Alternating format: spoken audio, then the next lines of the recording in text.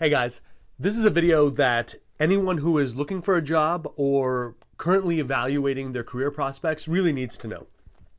A couple of days ago, I was chatting with a woman, a senior executive, and she had been with the same company for many years. She had done very, very well.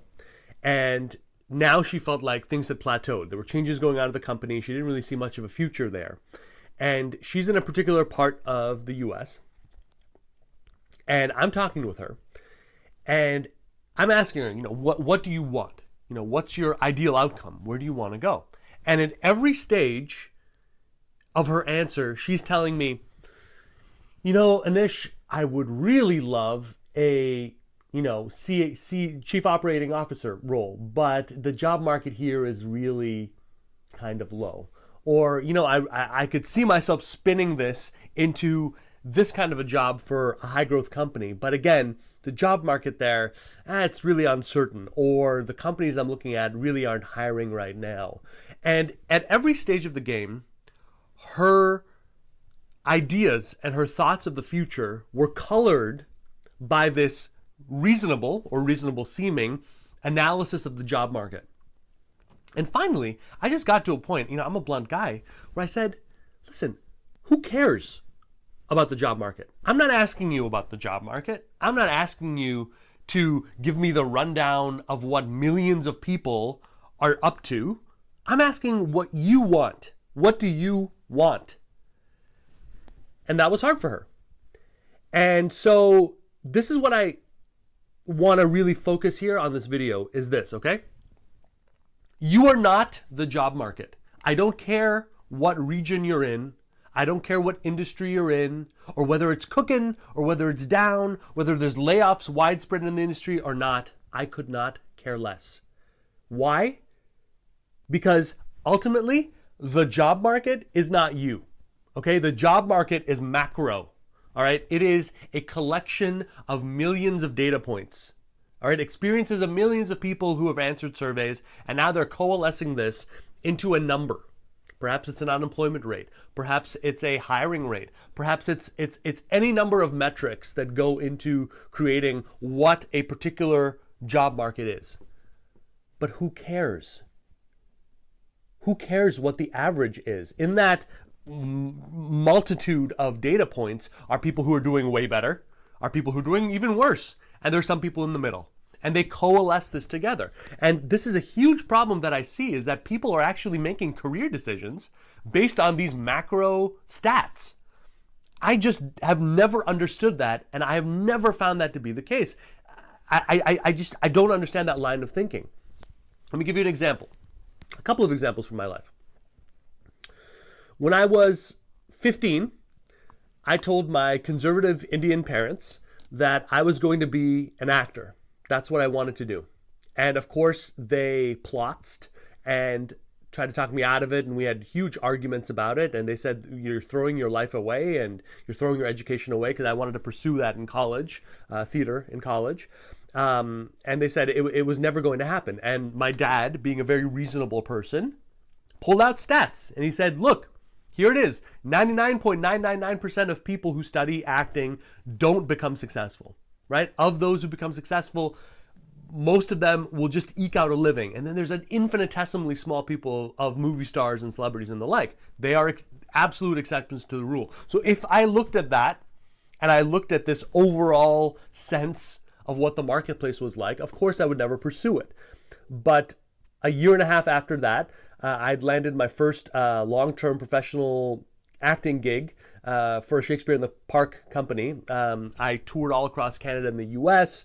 That led me on to a journey of becoming a professional actor. And yes, I did make a living at it for many, many years, fighting it out and figuring out what was being done and what was people were doing that was just dumb because it wasn't landing any results and going in another direction. So again, I saw the odds, and I said, screw it. I'm one person. I'm going to do my own thing. And I found a way to win it. Same thing with my career in journalism and writing. I don't have a master's degree in English. I didn't spend my life as an academic talking about theory. My mom was an English teacher, and she gave me a good foundation. And I've been a lifelong reader and a lifelong digester of information and strategies and tactics. And so when I decided to start writing for magazines, I had to put together a portfolio of published work, something similar to what you would imagine if you're starting out your career and you're looking for an entry-level job, and companies in their infinite wisdom are like, yeah, well, we really need someone with 5 years experience. That's what I ran into as a writer. They're like, okay, great, yeah, we'll give you a shot, but you've published before, right? And I was like, yeah, sure, yeah, absolutely I did, and mocked up a bunch of articles, sent it over, and the quality was there. And from that point onwards, I interviewed celebrities, I did huge life and culture pieces, I was, exploring subcultures like in Salem, Massachusetts, witches, and I was going to interview people like Rocky Patel, this cigar magnate, and all of these things should not have happened, right? Because I wasn't a born in the cloth journalist. I didn't have the credentials. I didn't have the openings. And again, if I looked at the market, there is no room. The market was completely saturated with journalists and writers. There's more than enough of them to go around. So if I just looked at the stats and made decisions on my life based on that, it never would have happened. Same thing for the business, by the way. This business that is allowing me to speak to you today, and that started as one room in this tiny apartment that my wife and I were sharing, again, never should have worked. I don't have to tell you the stats, but the vast majority of businesses, well over 90% of them, don't make it past 5 years. It just does not happen. And of them, an infinitesimally small percentage of them actually end up becoming successful. And yet here I am. Here I am. I did not study business in college. I did not have the credentials. If I looked at the marketplace, there's no way that I would be able to progress it. So what is my point? My point is this. Stats are the macro. You are one person. Your journey has nothing to do with that. So stop making decisions about your life based on that. In my experience, most people who pull out stats like that are weak, and they're using it as an excuse not to do and raise their game to a higher level. Stop copping out, okay? Stop copping out. Stop reading the paper. Stop looking for stats and things to support a lack of action.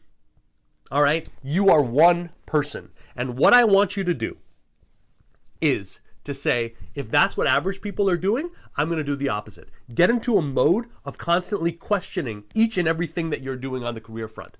Why are you doing it? I guarantee you, there is a ton of stuff that you do on a day-to-day and week-to-week basis that if you actually analyze the results, you'd say, why am I doing this?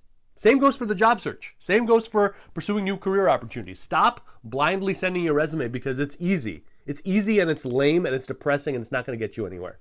Okay? It's not going to get you anywhere. Find better tactics. Make a promise to yourself.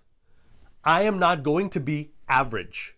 And if you're not going to be average, then no one cares what those stats are. And you should stop reading it anyway. Okay? Just stop thinking about the macro. Just start looking at yourself as an exception, because people who are the exception get exceptional results. People who are the exception make a promise to themselves to say, if 10 people are going in this direction, I'm going to go in this one. And you need to habitualize going against the grain to get the results that you want. And if you do that, the sky's the limit.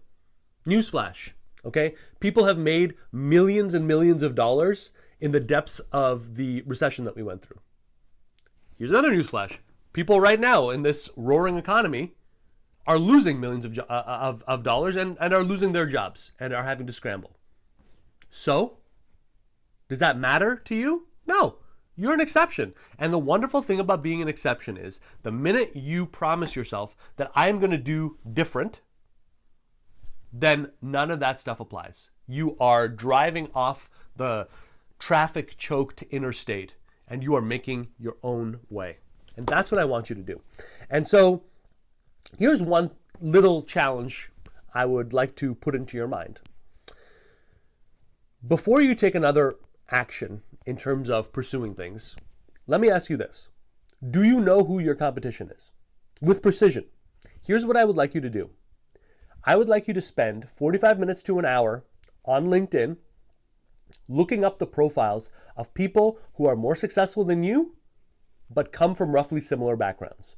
In other words, if you're looking for a director of marketing role, I want you to start pulling up senior director of marketing roles, VP of marketing, business development. I want you to pull up these profiles, and I want you to take the URLs of at least 10 direct competitors.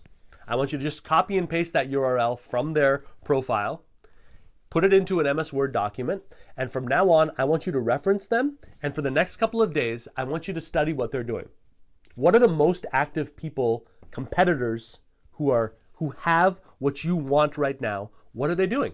What kind of posts are they sharing on LinkedIn? What kind of engagement are they doing? What do their profiles look like? What kind of keywords do they have in the skills and endorsement section? I want you to start getting used to studying not what everyone says, not what the average or the job market says you should do.